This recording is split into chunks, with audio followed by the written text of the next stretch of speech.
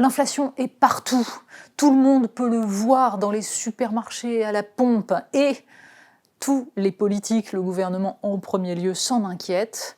L'inflation risque de nous faire plonger dans une récession excessivement dangereuse. Sauf que quand les prix montent, il y en a bien qui en bénéficient. Marianne, cette semaine, consacre un dossier à ces profiteurs de l'inflation. Les prix montent, mais eux, ils engrangent.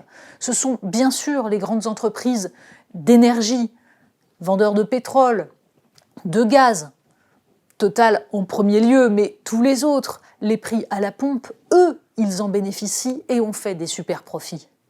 Mais pour ce qui est des prix de l'alimentation, entre des agriculteurs qui ont vu une augmentation de 23% de leur coût de revient et les distributeurs qui se targuent de n'avoir augmenté leur prix que de 3,2%, qui, en fait, profite de l'inflation ?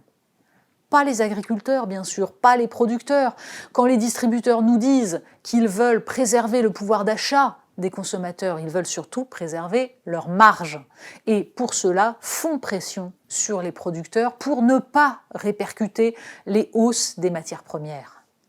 Dans ce jeu, dans ce bras de fer où les uns et les autres essayent de s'en sortir, une évidence, ce sont les grands groupes, ce sont les gros qui arrivent à faire pression. Les petits patrons de PME, eux, subissent ce coût des matières premières. Et évidemment, tout cela arrive dans notre portefeuille qui rapetisse petit à petit. Alors que faire ?